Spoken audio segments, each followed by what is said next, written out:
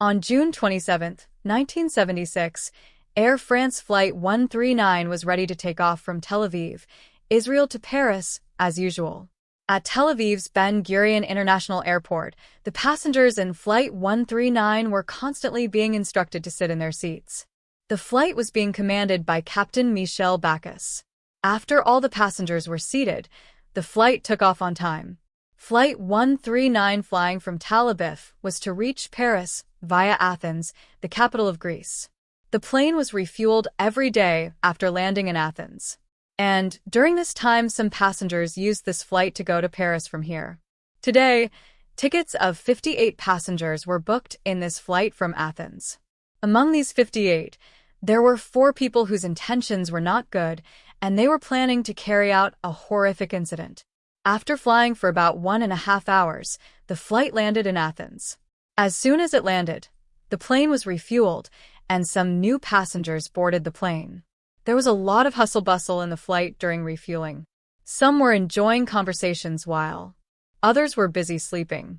Everyone was in a hurry to reach Paris and meet their family members, but they did not know that this happy atmosphere was going to turn into mourning in a few moments from now. As soon as the plane takes off from Athens and reaches some height, suddenly 4 armed men stand up. They had pistols and hand grenades in their hands. Suddenly, the atmosphere of the plane takes a terrifying turn. All the passengers start sweating after seeing the guns. In no time, the 4 hijackers take control of the entire flight. While the passengers start screaming, one hijacker quickly runs towards the cockpit and points a gun at the pilot and sits himself on the pilot's seat. This flight, which took off with 248 passengers and 12 crew members, had been hijacked 139 times. Out of the hijackers, 2 terrorists were from the Popular Front for the Liberation of Palestine, and the other 2 were from the Revolution Cell RG of West Germany. There are members, one of whom was a woman. The terrorist sitting in the co-pilot's place now asks the pilot to take the flight to Libya's Banj airport instead of Paris. After several hours of continuous flight, the plane is landed at Libya's Benghazi airport and refueling is done there. While the plane was being refueled at Benghazi airport, a British-born Israeli woman, Patricia Maytel, made an excuse of miscarriage and convinced the hijackers that her health is very bad. Patricia's trick worked and the hijackers released her at Benghazi airport itself. As soon as this woman was freed, the news of this hijacking spread like fire all over the world. By now, Israel had also come to know about this incident. Most of the passengers in this flight were Israelis, so there was an uproar in Israel. With every passing moment, the pressure on the Israeli government to rescue its citizens was increasing. Israel knew that in exchange for releasing so many passengers, Israel would get a ransom of 10,000 rupees. The hijackers will have a big demand, so Israel starts planning the rescue operation even before the hijackers demand it. If you want to run a successful business, then you should definitely look at Odoo. Odoo is a perfect choice for you to make your business successful. It is an all-in-one business management software in which you get everything that is necessary for your business. Signing up is absolutely free, and with its help, you can run your business comfortably with 70+ apps through just one platform. For example, you can take their CRM app. It helps you to manage leads, client details, daily activities, and pipeline, that too from a single platform. Through Odoo CRM, you can also collect leads from websites, online forums, events, and other mediums at one place. Bye. Using Odoo, you can easily drag and drop your leads in the pipeline according to their status. It also provides you with many views like Kanban list map so that you can manage your leads as per your business needs. You can manage your client interactions like emails, calls, and notes efficiently as per your needs. You can easily place your client interactions like emails, calls, and notes in one place, and it also allows you to track all activities and important tasks for each client. It also helps you to automate your tasks and gain insight reports so that you can see what is working and what is not in taking your business forward. Apart from all this, a single app of Odoo is lifetime free, with which you also get hosting and support for free. So visit their website now and try their CRM. You will find the link in the description and comment. After refueling at Benghazi Airport, the flight takes off once again. In the meantime, 24 hours had passed since this hijacking. The terrorist sitting in the cockpit now asks the pilot to take the flight to Uganda. The pilot was helpless due to being at gunpoint, so the flight now starts flying rapidly towards Uganda, about 4,000 kilometers from Israel. After flying for some time, the hijackers tell the pilot to take the flight to Uganda. They order the plane to land at Uganda's Entebbe airport. Hearing this from the hijackers, the pilot and crew were surprised that how a hijacked plane could be landed so easily at another country's airport. But they did not know that the hijackers had already spoken to Ugandan President Idi Amin. Finally, at around 3 a.m. on the night of May 28th, Flight 139 lands at Uganda's Entebbe airport. As soon as it lands at Entebbe airport, the Ugandan army surrounds the plane from all sides. As soon as the plane lands, the passengers and crew members heave a sigh of relief. They think that the Ugandan army has come to rescue them. But their happiness vanishes within a few minutes when they see that the Ugandan army has not come to release them but to support the hijackers.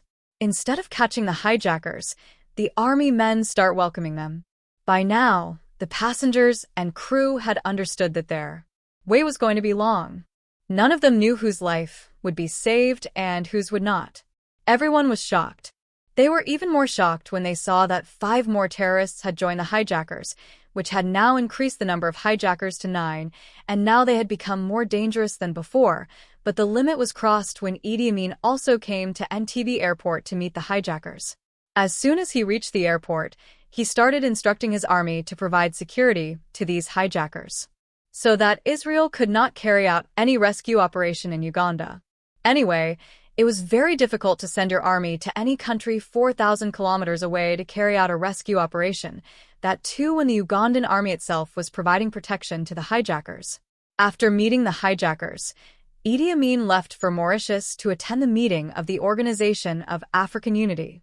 During this time, Israel also came to know about the plane being in Uganda, and Israel was keeping an eye on every activity of Idi Amin. Israel had got a hint that Idi Amin was also helping the hijackers, but the thing to think about here is why did the hijackers hijack the Israeli plane, and why did Amin help the hijackers? Actually, 2 of the terrorists who hijacked the plane were from the Popular Front for the Liberation of Palestine, and the other 2 were members of the Revolution Cell, RG. They wanted the release of 53 prisoners, out of which the maximum 40 prisoners were lodged in Israeli jails. On the other hand, there used to be a very good friendship between Israel and Idi Amin. When Idi Amin was a major general in the Ugandan army, the Israeli Defense Forces also gave him special training in paratrooping. This friendship was so strong that later, when Idi Amin staged a coup in Uganda, Israel sent its engineers and technicians to him and gave him full support. After the coup, the trade relations between the 2 countries also improved a lot, and many Israelis also went to Uganda to do business. After this, Idi Amin fought a war with his neighboring country, Tanzania, and Israel. Israel asked for arms help from Israel, but this time Israel refused to help Idi Amin. This made Idi Amin angry, and he ordered the Israeli people living in his country to leave Uganda. After this, he increased his proximity with Libyan ruler Gaddafi, and in return Gaddafi gave him a lot of arms. Libyan ruler Gaddafi was Israel's enemy, and in this enmity Idi Amin promised to support Gaddafi. By 1967, Idi Amin had become a staunch enemy of Israel and was looking for the right opportunity to take revenge from Israel. So, as soon as he came to know about this plane hijacking, he wholeheartedly offered to help the terrorists. So first this plane was taken to Libya, and then to Uganda. In Uganda, the hijackers divided all the passengers into 2 groups and kept them as hostesses in the old terminal building of the airport. One of these groups was of Israeli citizens who were kept in a separate room, and the other group was of citizens of other countries who were kept in another room. The situation was completely under the control of the hijackers, and they were completely safe in Uganda. About 2 days after the incident, the hijackers put forward their demands in front of Israel for the first time. The hijackers demanded the release of 53 prisoners lodged in the jails of Israel, Kenya, France, West Germany, and Switzerland by July 1st, and a ransom of $5 million. If this was not done, an open threat was also given to kill the hostesses. Out of these prisoners, 40 prisoners were lodged in Israeli jails, while 13 prisoners were imprisoned in the jails of Kenya, France, West Germany, and Switzerland. Before considering the demands of the hijackers, Israel tried to release all the hostesses through diplomatic means. First of all, a retired IDF officer, Baruch Burka-Barlef, was put on this job. He had a very good relationship with Ugandan President Idi Amin for many years, but Idi Amin, immersed in his own pride, flatly refused to listen to anything he said. After this, the Israeli cabinet requested the U.S. to send its special envoy, Egypt's President Anwar Sadat, Ghana's chairman Yasser Arafat al-Hassan, to Uganda to meet the hijackers and Idi Amin, but the hijackers, who were adamant on fulfilling their plans, were not ready to release the hostesses at all. Seeing no option from any side, the Israeli cabinet finally sent a negotiation offer to the hijackers on July 1, 1976. Israel needed some more time to execute its rescue operation, so Israel wrote to the hijackers in its negotiation offer that it was ready to release the prisoners lodged in Israel's jails, but for the prisoners lodged in other countries, it would take some more time to talk to those countries. Apart from this, Israel also agreed to their demand of $5 million. Seeing all this, the hijackers started to feel that Israel had completely gone on the back foot, so they were proud of their victory. Considering it certain, he gave Israel time till July 4th. This much time was enough for Israel. Yitzhak Rabin, who was the Prime Minister of Israel at that time, ordered his intelligence agency Mossad and the agents of Israel's Defense Minister Shimon Mossad to gather information about every activity at Entebbe Airport. After this, every possibility regarding the rescue operation was considered in this meeting, in which mainly 3 options came up. The first option was to reach Entebbe via Lake Victoria through the sea route and kill the hijackers, but the problem in this plan was that a large number of Nile crocodiles were found inside Lake Victoria, due to which there was a great danger of crocodile attack on the way. Even after the operation was successful, it was not possible to bring back the Israeli hostages to Israel without the approval of Eid al-Adhan. Therefore, this plan was abandoned, and another plan was made under which the Israeli army had to reach Kenya and from there go to Entebbe Airport by road and carry out the rescue operation, but this also did not seem right to the Israeli authorities. So the third and final option, Operation Thunderbolt, was considered, in which a unit of the Israeli army was to reach Entebbe via aircraft and execute the entire plan. Israel had a severe shortage of time, so it was decided to execute Operation Thunderbolt. For this operation, Sayeret Matkal, a unit of elite commandos of the Israeli Defense Force, was chosen, which was being led by Yunus Netanyahu. But Uganda was 4,000 kilometers away from Israel, so it was very important to refuel all the aircraft involved in the operation somewhere in between. For refueling, Israel needed an East African country that would give permission to its aircraft to enter its country. In such a situation, Uganda's neighboring country Kenya came forward to help Israel. Kenya gave permission to the Israeli Air Force to land at Nairobi Airport for this operation. While Israel was planning a rescue operation, the hijackers carried out a rescue operation.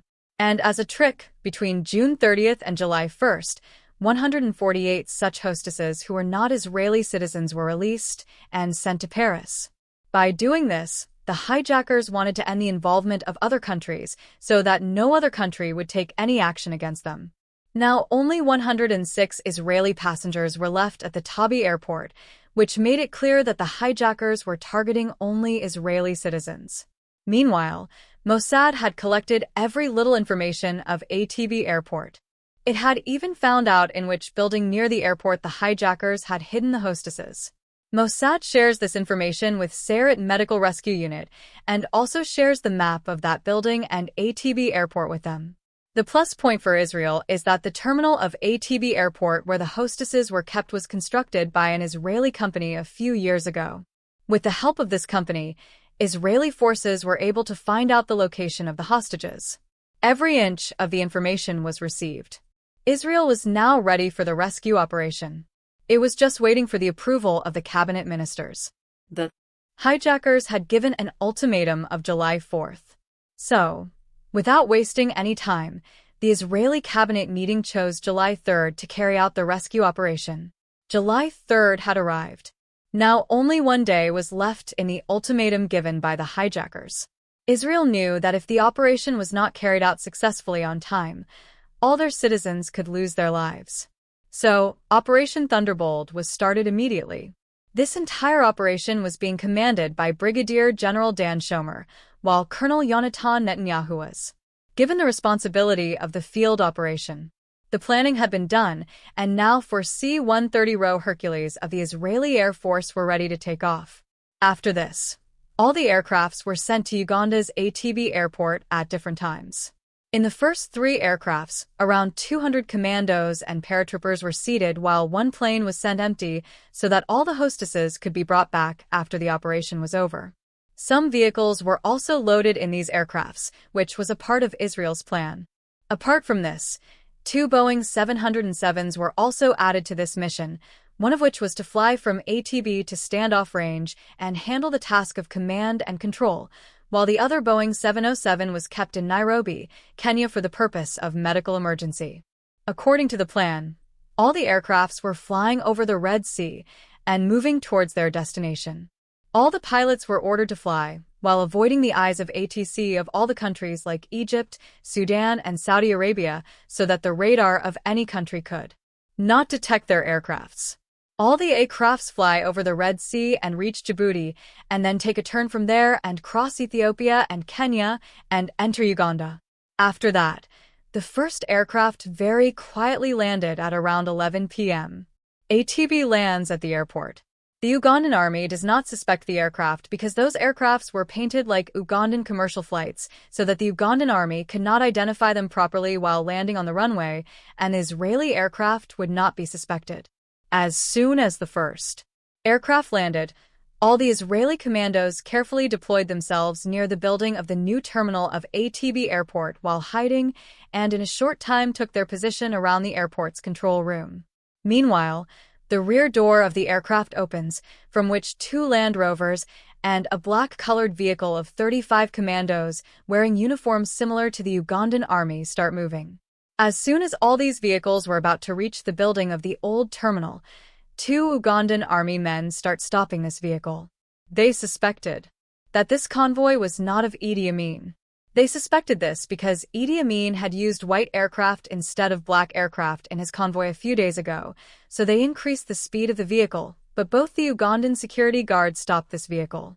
Seeing the situation going out of hand, an Israeli commando killed both of them in a moment with a silencer-fitted pistol, but in the meantime another Israeli commando riding in a Land Rover also fired bullets on them with his rifle, the sound of which immediately alerted the Ugandan army.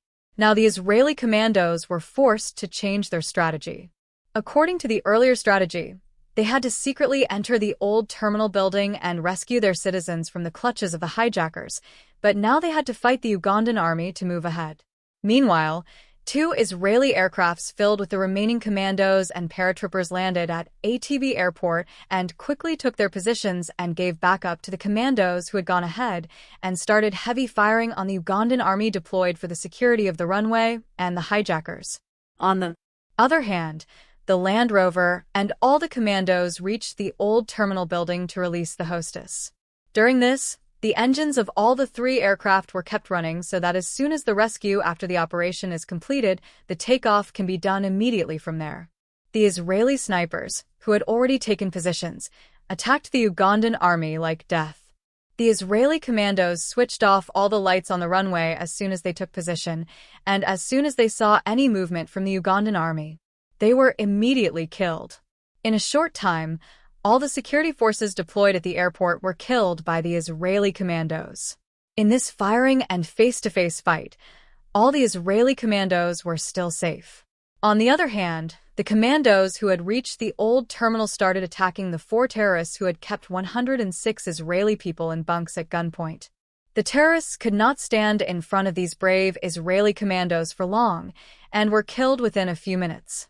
The Israeli commandos had the map of this entire building and they had come with better planning. So here also not a single casualty came from the Israeli commandos, but during the cross-firing, some Israeli passengers got shot, due to which 3 people lost their lives. And many people get badly injured. After killing all the terrorists, Israeli commandos take the hostess to the fourth aircraft towards the runway. Now all the areas of Entebbe airport were occupied by Israeli commandos. After taking everything under control, all the passengers are made to sit on the fourth aircraft. During this, the task of seating the injured hostess in the aircraft was handled by Field in Charge Yonatan Netanyahu. He was seating everyone in the planes safely one by one. At the same time, some commandos noticed 11 MiG-17 and MiG-21 aircrafts of Uganda stationed at Entebbe airport. Israeli commandos immediately destroyed all those aircrafts with hand grenades and bombs so that the Uganda Air Force could not chase them. By now all the passengers had boarded the fourth aircraft and Field in Charge Yonatan Netanyahu had also ordered all his commandos to leave the ground. Standing alone on the ground, Yonatan Netanyahu assures all the Israeli passengers, commandos, and officers have safely boarded the aircraft. After assuring everything, Jonathan Netanyahu was about to board the plane when suddenly some soldiers of Ugandan army reached there and started firing at them. In this firing, 2 bullets hit Jonathan Netanyahu, and he was martyred. Later, for his bravery, the Israeli government changed the name of this operation to Operation Jonathan after his name. 20 years after this incident, in 1996, the younger brother of Jonathan Netanyahu became the Prime Minister of Israel, whom we know as Benjamin Netanyahu.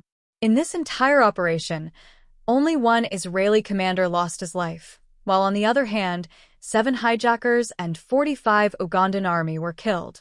Due to the fierce firing and bomb blasts from both sides, 3 hostesses also died during this operation, while 10 hostesses were seriously injured. In this operation that lasted for 90 minutes, Israel succeeds in rescuing 102 citizens from the clutches of the hijackers. Due to being a hostess for many days, the health of an Israeli woman Dora Bloch deteriorated, so she was admitted to a hospital in Uganda itself. During the operation, the Israeli commandos did not know the hospital in which Dora Bloch was admitted, due to which she could not be rescued. After suffering a huge defeat in this operation of Israel, the Ugandan authority takes its revenge by going to the hospital and brutally killing Dora Bloch. Due to this, 245 Kenyans are tortured to death in Uganda. Apart from this, more than 3,000 Kenyans are captured and put in prison. All this was due to the anger of Idi Amin. He could not tolerate Israel coming to his country and killing his soldiers and taking away all the people. After this daring operation of Israel was being praised a lot all over the world.